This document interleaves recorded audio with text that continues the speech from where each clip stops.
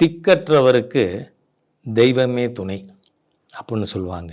இன்றைக்கி தமிழக மக்கள் திக்கற்றவர்களாக மிக மோசமான கீழ்த்தரமான கலாச்சாரம் கொண்ட ஒரு ஆட்சியில் மக்கள் இருந்து கொண்டு இருக்காங்க.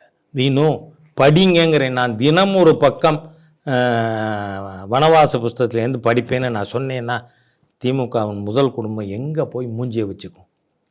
அது உங்களுடைய பின்னணி மோசமானது, உங்களுடைய வளர்ப்பு மோசமானது.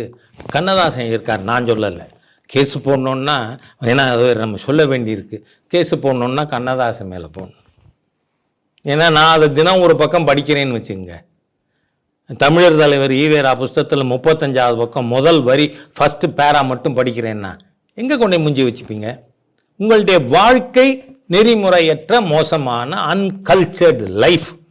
அதனால் அந்த மாதிரி இருக்கிறது திருத்திக்க பாருங்கள்.